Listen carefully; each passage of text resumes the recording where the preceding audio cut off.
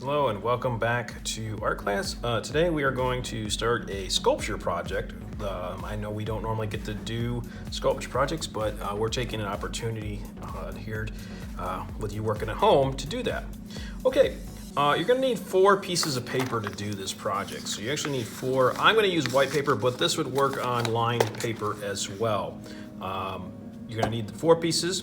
You're going to want your iPad, because it might help you with some design issues. And you're gonna want an eraser, you're gonna want a pencil. I recommend black marker for this, but it could be done in black colored pencil or black crayon. Those will work as well. I just think the black marker goes a little bit faster for this project. It does look nice, but the speed is why we're gonna do it, because there's a lot of little work that we need to do.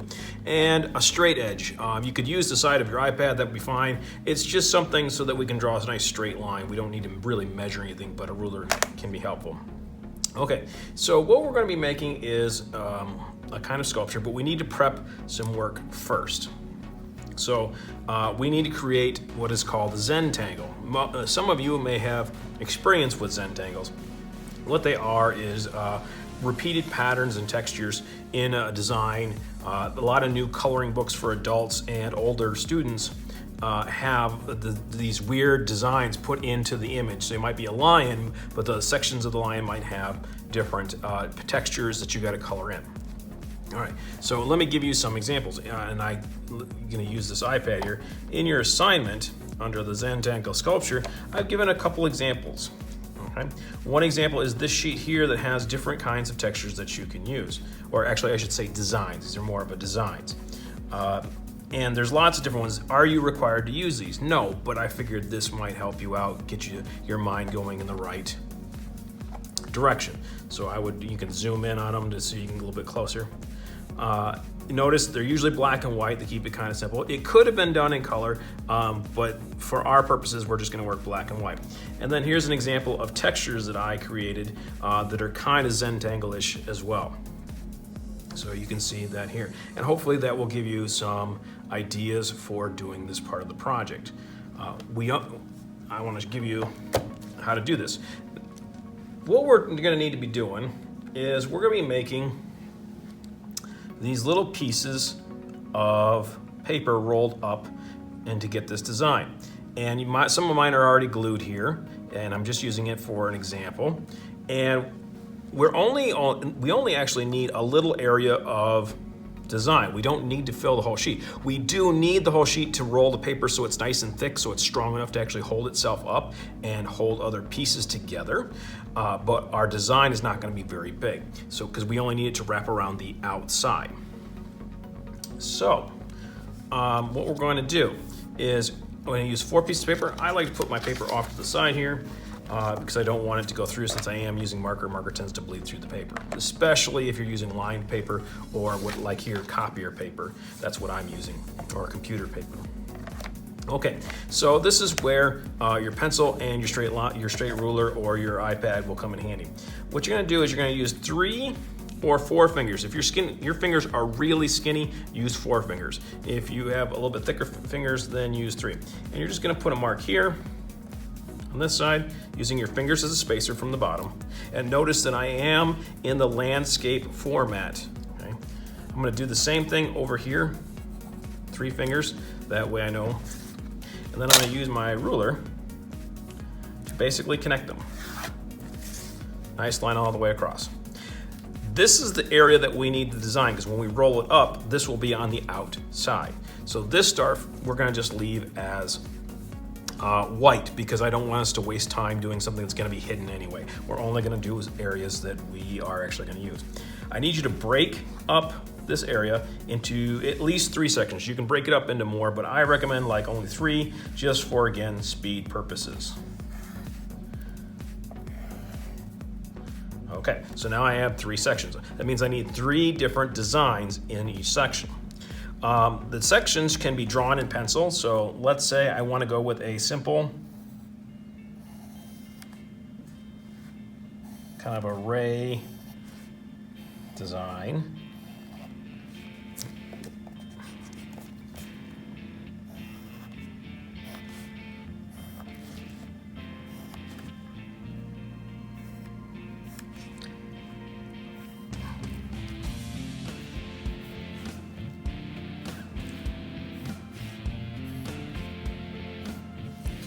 Okay, like that. Okay, I recommend some of this done in pencil, and then what you're going to do is then you take and you trace over in marker. I'm going to use a Crayola because that's what commonly we have at home. Sharpies are great as well, but I'm just going to use something that I think most people have floating around their house. As I said, you can use a colored pencil to do this, or crayon as well.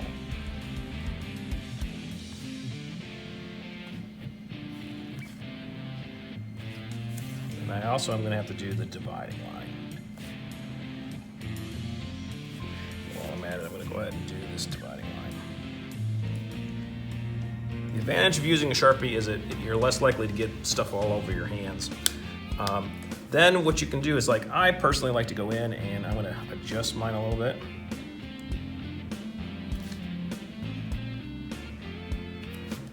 Because I want a little bit more black and white contrast so that they look more dramatic against each other.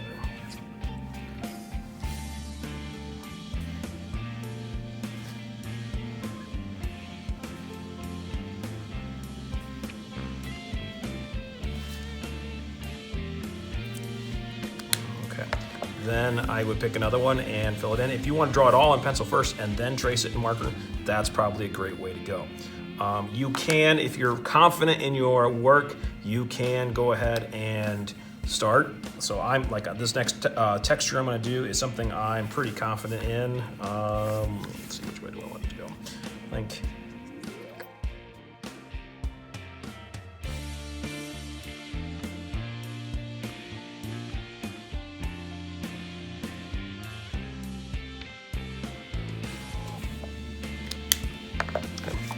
So I like to use that sheet. So I'm going to go back and look at the Zentangle patterns, and oh, I like that one. So that's the one I think would look good.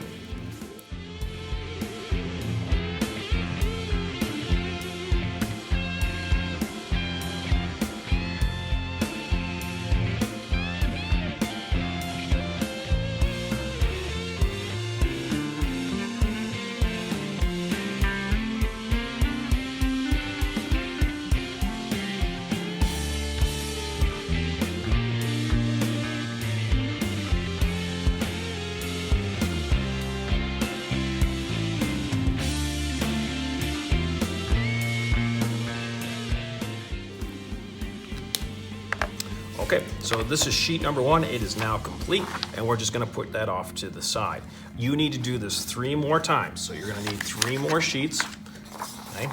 And you need to, again, just a reminder, use your 3 to 4 fingers, depending on how thick your fingers are, to space it out. And you use your ruler to draw the line.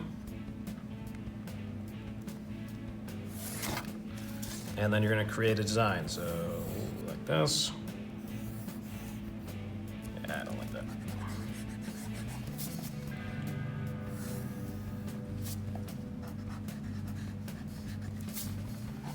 I just want to break it up 3 or 4 times. I tend to use curvy lines, but maybe you like a zigzag line to break it up. You could use just slanted lines, so maybe on the next one I'm gonna do. And then I need to come up 3 new textures. So when you get done, you have 4 pieces of papers and each section needs 3. You'll end up with 12 different textures. You're not supposed to repeat, so don't repeat them. Okay? And it will take you a little bit of time. That's why I do recommend a little bit of marker work so that you can get done quickly on that. All right, so I'm gonna just fast forward through this to get it and show you as I go, and then we'll see you at the end of the video.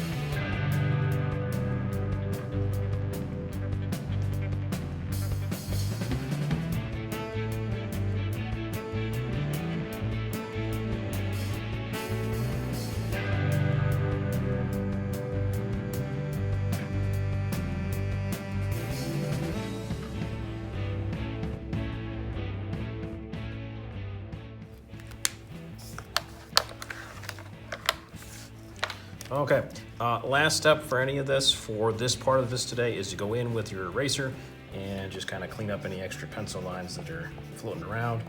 That way next week you're all ready to go.